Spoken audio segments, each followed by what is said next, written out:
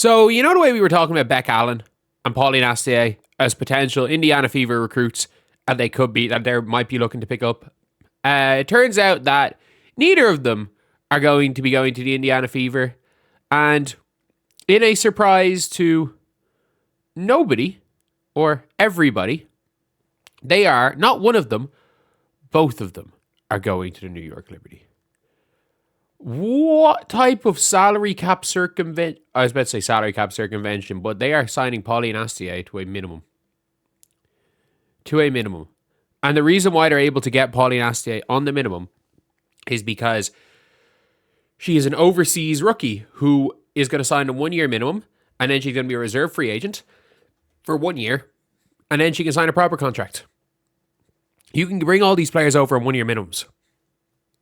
And if you're the Fever, I'm like, or better, like we're seeing the Lynx bring over Emma Chekova, who, by the way, if people are like, oh, who's Emma Chekova? She's 21 years old, so she's like 2 years younger than Michaela Timpson. And she, in fact, starts sometimes for the team Michaela Timpson was getting DNPs for. Pauline Astier, like, it makes a lot of sense. It makes a lot of sense for me that Pauline Astier chose the Liberty over the Fever. That makes a lot of sense. Because she's going to have a bigger role and she's in New York. But, like, Beck Allen? Like, Beck Allen might start for Indiana. She won't, I don't know if she'll play for New York. But, like, the thing is with Beck Allen, she returned to New York Liberty, a proven perimeter shooter and defender. She's expected to provide depth off the bench as they look to make their championship run. Yeah, no shit she is. Like, they bought low. They bought low on a really, really, really, really good bench player. They bought low. Like, you're now looking at, there's a reason why the Indiana Fever are in for Maisha Hines-Allen. It is Temi or bust in terms of getting like a high level player left. Kayla Thornton, by the way, a week ago threw a first pitch at a baseball game in a Valkyries jersey. She's not going anywhere.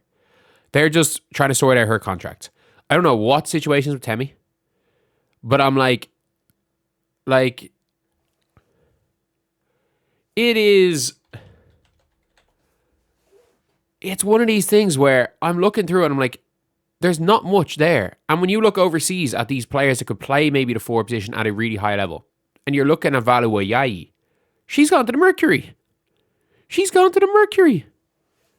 Like, that is the problem. That is the biggest problem, is that all these teams, like if you look at the New York Liberty's bench, the New York Liberty have by 100 miles the best bench in the WNBA, by the way. And I'm going to talk a little more about like their team being just broken. Like they are, I don't know how they managed to do it, but like they are the biggest team, the best shooting team, one of the most athletic teams, the deepest team, the best starting five, the most star power, the best bench. Like, I don't know. I don't know what's going on. I don't know how they're putting together this team. But in terms of like anyone that's in the talk for Beck Allen, there was thought that she might have gone to the Fever. But obviously Marine Johannes is coming back. Is where she thrived. Good on her. She was heartbroken. She got traded to Connecticut and played mad the whole season. She was good at Connecticut though. But the New York Liberty are going to walk the title.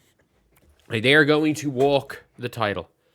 Like, the Indiana front office not being able to land a rookie French player. Like, by the look, so obviously the Indiana Fever are looking overseas. The fact that the Indiana Fever front office, like, I mean this. I'm not saying they're a good front office. I'm saying they were smart by not overpaying for players. But the fact that they haven't landed one European rotational piece on a minimum. Like, there's a lot of them out there. There's a lot of European rotation pieces on minimums. Like, it's pretty much a given.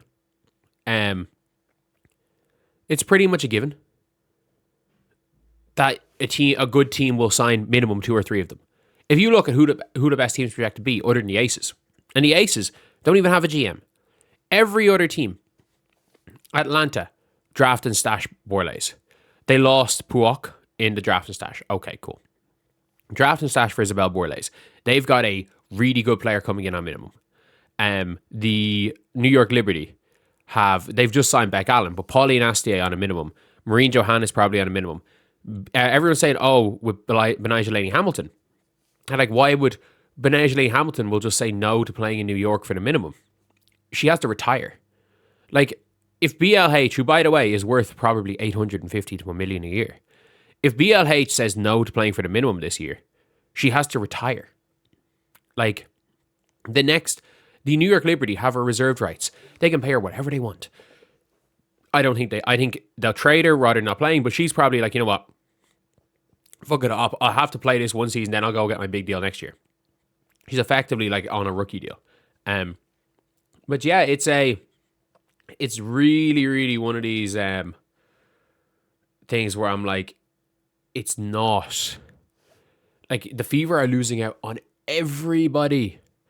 They're losing out on everybody. Like, what, like, well, other than, I think Ty Harris is a good one, but that was the Steph White. That was nothing to do with the front office. That was Steph White. Monique Billings was fucking Caitlin Clark. Really, let's be real. Monique Billings was Caitlin Clark. It was Caitlin Clark is the only reason that Monique Billings is there. Because of how many easy buckets Monique Billings got Caitlin Clark got Monique Billings. So many. So many like really easy buckets.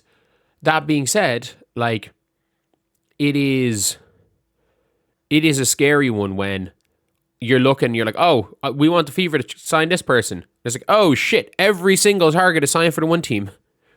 Okay, it's like, what is Beck Allen on? Probably close to the minimum.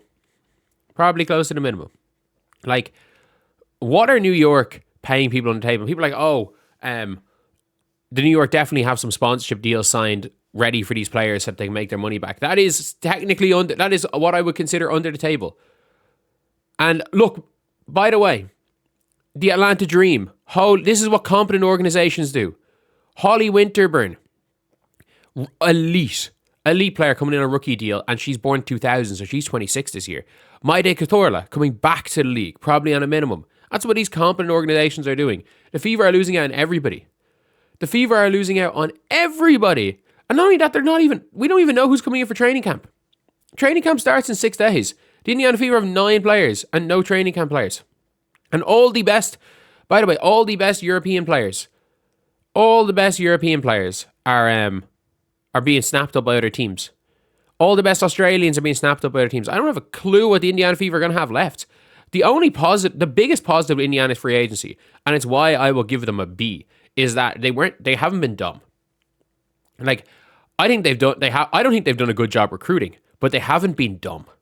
They haven't given any long-term contracts out to players that will screw them in 2 to 3 years. So there's you can be terrible at recruiting, but make smart decisions. And it seems like that's what they've done. So anyway, yeah, I'll see you guys.